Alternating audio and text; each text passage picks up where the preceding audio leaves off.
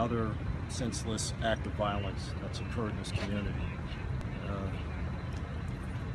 We know now that this looks like what appeared to be shots fired from a vehicle in the direction where the 5-year-old was playing.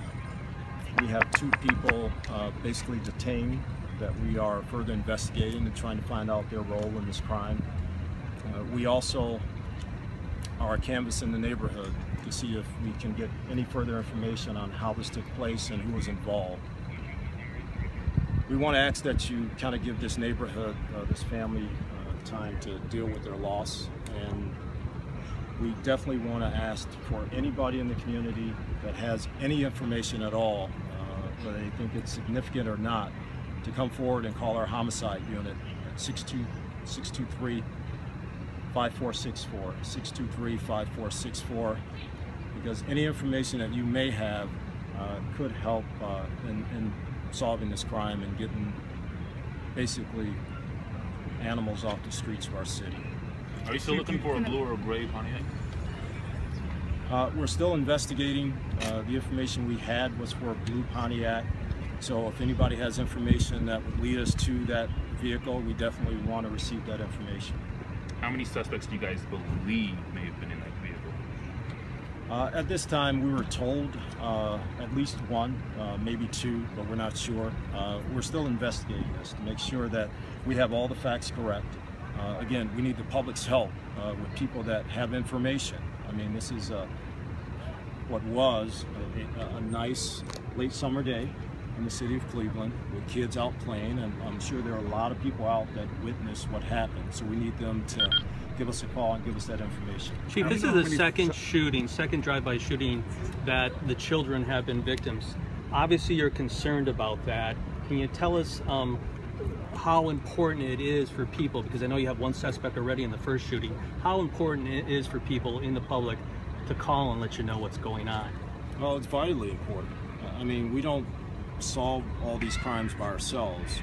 Again, like I said, this is a nice, what started off as a nice sunny summer day with kids and folks out enjoying the day, and this happened. So I'm sure there were dozens of people out on the streets and in this neighborhood when it happened, and maybe they didn't witness it exactly, but I'm sure there were people that saw a vehicle flying down the street, that may have saw a person get out of a vehicle or walk to a certain location, that may even know who that person was. So we need them to come forward and give us that information. Chief, do you think this is gang related? Neighborhood. Can you? As far as the motives behind this, we don't know yet. We're still investigating. Do you know? Mayor, it's your neighbor. Can you talk to us about your level of anger in this? Well, first of all, let me give my condolences to the family, because as the chief said, Speaking of Mayor Frank this Jackson, is an innocent child who need not have been caught up in whatever beef or disagreement other people may have had. I first found out about it, I was leaving City Hall coming home, and as you know, I just live right over there a couple of streets away, and my grandchildren many times come up into this area because they have friends here. So of course I was very concerned. You know, you never really understand the impact these kind of things have on people until you have a personal experience, until the fear comes to you. And so that kind of anxiety is what I felt. And I'm, you know, I just, my heart goes out to the mother and the grandmother and the great-grandmother who I saw, who was talking to the police. You know, it's tragic. Mayor, we have a long holiday. that was Mayor Frank Jackson.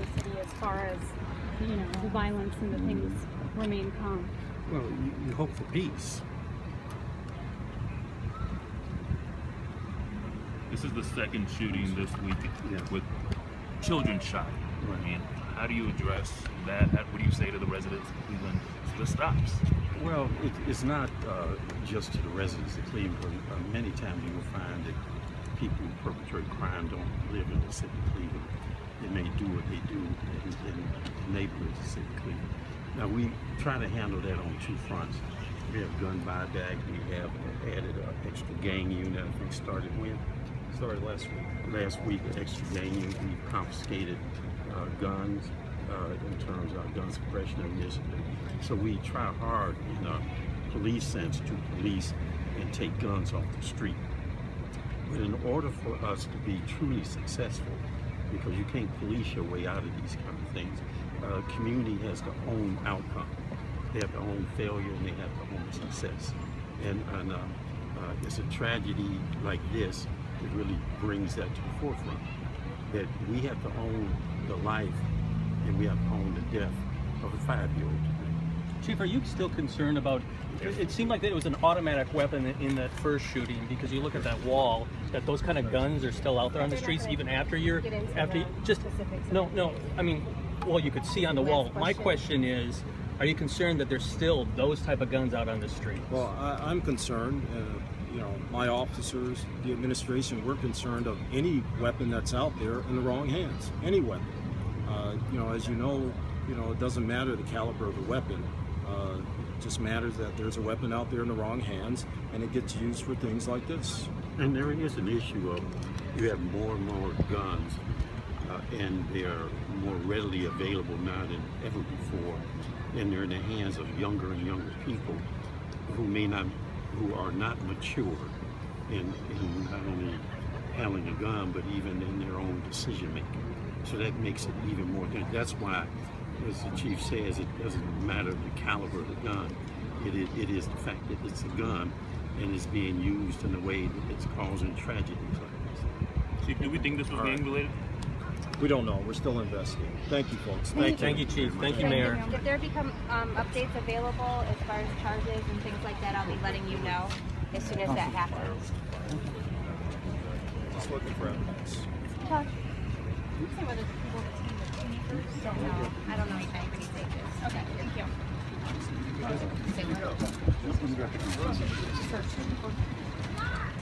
Details still emerging about this 5-year-old that was shot and killed in a drive-by shooting. This took place in the 5 o'clock hour. Right now we are still gathering details. Joe Paganak is my colleague on the scene. Joe, did we speak with this lady right here? That's Councilwoman Cleveland. You can talk with her. Councilwoman Cleveland.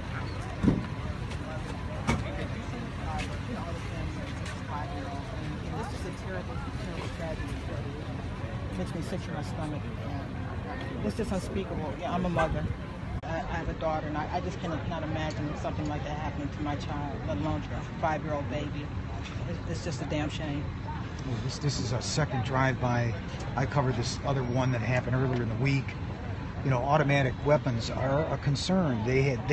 Police ran out of bullet cones at that other scene earlier this week. Joe Paganak is getting questions. And so, I mean, how big of a concern is this? Automatic weapons in connection with vehicles? Well, Joe, obviously it's a big concern. Automatic weapons in the hands of people who don't know how to use them and who shouldn't have them in the first place. Yeah, it's awful. It's awful. It's a big problem. So, well, what do you think is the answer, or is there an answer, do you think, right now that's out there to help stop this? Or do you think it just goes all the way back to the home and the family and the right and wrong? Well, there's a whole lot of factors. You know, certainly, you know, some things start with family and community, but you know, where did the guns come from? You know, they didn't bring the guns here. They didn't bring them into this country, into this neighborhood. So, you know, you start tracing back and find out where did the guns come from in the first place, and who's doing that. You know, they're culpable too. You sum this up in short as, I just heard you say, a damn shame. Yeah. And that's the strongest word I'll use on camera, I think, but it really is. It really is. You're one of the leaders here in this community. What kind of message do you want to send out there? Because these, it seems to me, the suspects are young. The victims, obviously, are extremely young. As a leader of the community in this ward, in this neighborhood, what would you say to people? We got to stick together. You know, we're all in the same boat, in the same neighborhood. There's no need to be fighting, no need to be shooting. It's all senseless. And, you know, to the parents, to the grandparents, the mothers here, you know, we've got to, you know, pull our children in, pull them close. And sometimes we have to make hard decisions where our kids are doing bad things and showing bad behavior. You can't stick up for it. Can we get your whole name real quick? Phyllis Cleveland, like the city. Thanks, What Phyllis. ward again? I should know. Ward 5, Joe. Yeah, you should. Ward 5. Thank you, All right, thank you, and keep up the good work. Sorry, Thank sorry, you. I have to see you on something like this. It's bad. It's Phyllis, bad. I hate to introduce Frank myself Wilder. under these circumstances. Right. We yes. met on Facebook. I think. Yes. Well, now we meet face to face. Unfortunately, under these circumstances, I came off the desk and came straight out here. Your ward. What is it going to take? I mean, do we have the answers? What's it going to take? Well, we don't have all the answers, obviously, or it wouldn't be happening. But and it's not just my ward. It's happening throughout the city. It's happening in Chicago. 13 people were shot a couple of days ago in Chicago, St. Louis.